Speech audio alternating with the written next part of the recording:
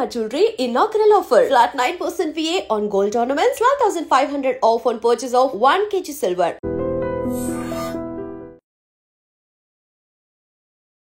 నిద్రిస్తున్న 8 మంది విద్యార్థుల కళ్ళల్లో ఫెవిక్విక్ వేశాడు ఓ తొంటరి విద్యార్థి. ఎంత హైపర్ ఈ అబ్బాయికి అని చెప్పాలంటే, అదే ఏజ్ గ్రూప్లో ఉన్న వాళ్ళకి ఏదైనా జరిగితే చాలా బాధపడతారు, పెయిన్ వస్తుంది.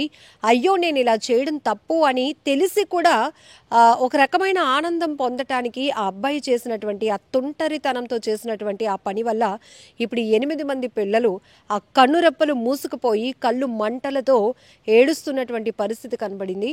ఇమీడియట్గా అక్కడ ఉన్నటువంటి సిబ్బంది స్థానికంగా ఉన్న హాస్పిటల్కు తీసుకువెళ్తే ఒక అబ్బాయికి అయితే ఐస్ ఓపెన్ అయ్యాయి, కానీ మిగతా వాళ్ళకి పూర్తిగా ఓపెన్ కాని పరిస్థితి.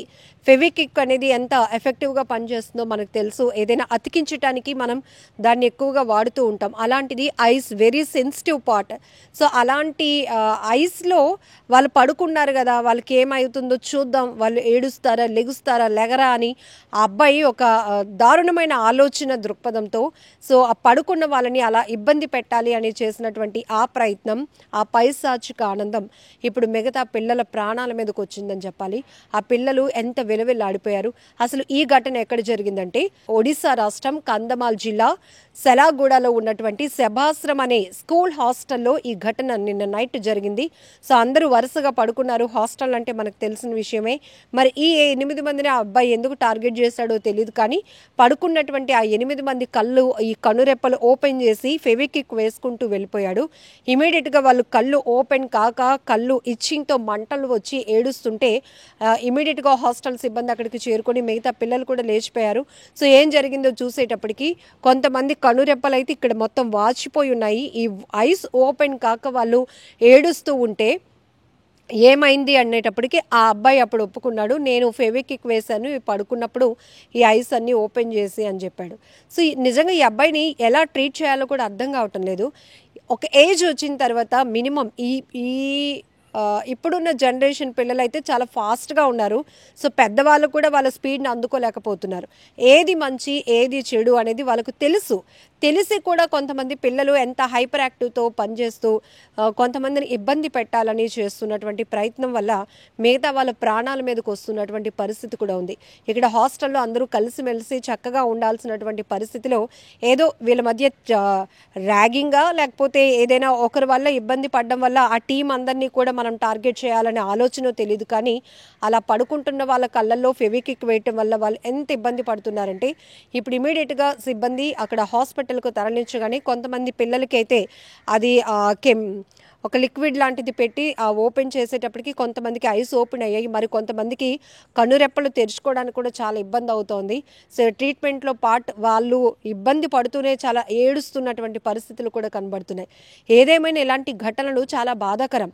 ఈ మధ్యకాలంలో ఇలాంటివి చూస్తుంటే ఎక్కువ శాతం పిల్లలు తొంటరితనంతో లేకపోతే పెద్దవాళ్ళు చెప్తే మనం ఎందుకు వినాలి అనేటటువంటి మొండితనంతో చేస్తున్న పనులు ఎక్కువగా మనం చూస్తూ ఉన్నాం. అది చేయకండ్రా అంటే వాళ్ళు వద్దంటున్నారు, మనం ఎందుకు చేయకూడదు, ఇదే ఆలోచన.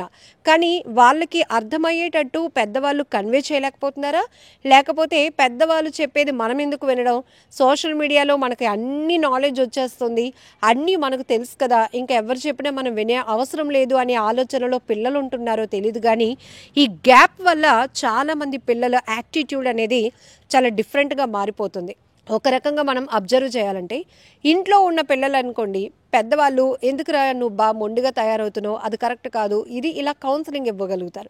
బట్ హాస్టల్స్లో ఉండేటప్పుడు ఎక్కడెక్కడి నుంచో డిఫరెంట్ గ్రూప్ ఆఫ్ పీపుల్ అక్కడ ఉంటారు. ఆ పిల్లలు కొంతమంది అమాయకంగా ఉంటారు, కొంతమంది చలాకీగా ఉంటారు, కొంతమంది బాగా షార్ప్గా ఉంటారు, కొంతమంది ఇలా తొంటరి పనులు చేసే వాళ్ళు ఉంటారు. సో ఎవరు చేసినా కూడా చాలామంది ఇబ్బంది పడే పరిస్థితులు ఉంటాయి. కాబట్టి పిల్లల్లో చాలా వరకు మార్పు రావాల్సిన అవసరం ఉంది. ఈ మధ్య కాలంలో సైకాలజిస్టులు చెప్తుంది కూడా అదే.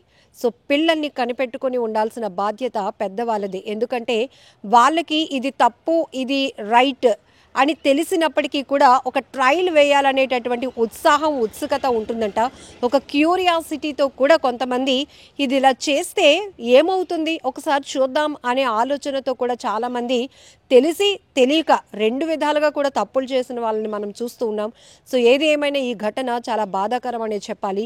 ఆ పిల్లలు ఆ విలవిలలాడిపోతున్నారు, కంటికి వస్తున్నటువంటి ఆ ఇచ్చింగ్, ఆ పెయిన్తో వాళ్ళు విలవిలలాడిపోతూ ఉంటుంటే చూసే వాళ్ళ కంట కన్నీళ్ళు వస్తున్నాయి. ఎందుకంటే ఆ కనురెప్పల పార్ట్ అనేది ఎంత సెన్సిటివ్ మనకు తెలుసు. అలాంటిది ఏదో విరిగిపోయిన వస్తువుల్ని అతికించడం కోసం మనం ఉపయోగించే ఫెవిక్విక్ని తీసుకెళ్ళి పడుకున్నటువంటి పిల్లల కళ్ళల్లో వేసేస్తే అది ఎలా ఉంటుంది? ఇప్పుడు వాళ్ళు కళ్ళు తెరిచి ఉన్నారనుకోండి, మనం ఏదైనా వేయాలి అనే ప్రయత్నం చేసినప్పుడు వాళ్ళు అబ్జర్వ్ చేసుకుంటారు కాబట్టి ఇమీడియట్గా దాని నుంచి స్కిప్ అవ్వాలనుకుంటారు. బట్ గాఢ నిద్రలో పడుకున్న వాళ్ళ కళ్ళల్లో అలా ఫెవిక్విక్ వేయాలి అనుకోవడం, మరి ఈ అబ్బాయిని ఏమనాలో తెలియదు. కానీ మరి పేరెంట్స్ ఎక్కడున్నా కూడా ఇమీడియట్గా వీళ్ళకి మాత్రం కౌన్సిలింగ్ చాలా అవసరం. ఇలాంటి వాళ్ళు నెక్స్ట్ స్టెప్లో ఇంకేదైనా చేయడానికి కూడా వెనకడుగు వేయరు. సో చిన్నప్పటి నుంచి మనం చాలా జాగ్రత్తగా చూసుకోవాల్సిన అవసరం ఉంది. అందుకే బాల్యం అనేది చాలా ఇంపార్టెంట్.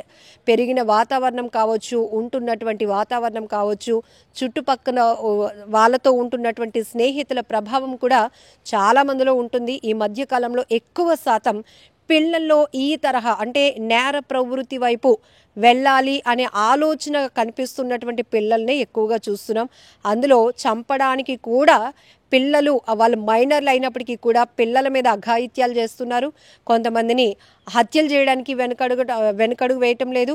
వాళ్ళకి కావాల్సింది డబ్బుతో మనం ఏదైనా కొనుక్కోవచ్చు అనే ఆలోచన మైనర్ ఏజ్ నుంచి కూడా వీళ్ళలో ఉంటుంది. అంటే మనమందరం కూడా ఇది సొసైటీలో చాలా వరకు చాలా బాధ్యత కలిగినటువంటి టాపిక్ ఇది. సో దీనిపైన అబ్బాయికి అయితే ఫుల్ కౌన్సిలింగ్ ఇస్తున్నారు. ఇమీడియట్గా కంప్లైంట్ కూడా వెళ్ళడం జరిగింది. మిగతా పిల్లలు ఎవరైతే ఉన్నారో బాధితులు, వాళ్ళు మాత్రం ప్రెజెంట్ ట్రీట్మెంట్ తీసుకుంటున్నారు. నిజంగా ప్రస్తుతం ఉన్నటువంటి సమాజం దేనికి ప్రయారిటీ ఇస్తుంది? ఆర్థిక సంబంధాల చుట్టూ మాత్రమే తిరుగుతోంది. మళ్ళీ ఎన్నికలంగానే చాలా విరక్తి కలుగుతున్నాం. మంచి అనిపిస్తుంది కదా, లేడీస్ కూడా ఛాలెంజింగ్ జాబ్స్ చేసినప్పుడు చాలా బాగుంటది. ట్రాఫిక్ అసిస్టెంట్స్ గా నియమించిన ట్రాన్స్జెండర్స్ అందరితో సాల్యూట్ చేయించుకుంటున్నారు. ఫుడ్ డెలివరీ ఇవ్వటానికి వెళ్ళినటువంటి డెలివరీ బాయ్ అనిల్ పై కళ్ళ ముందు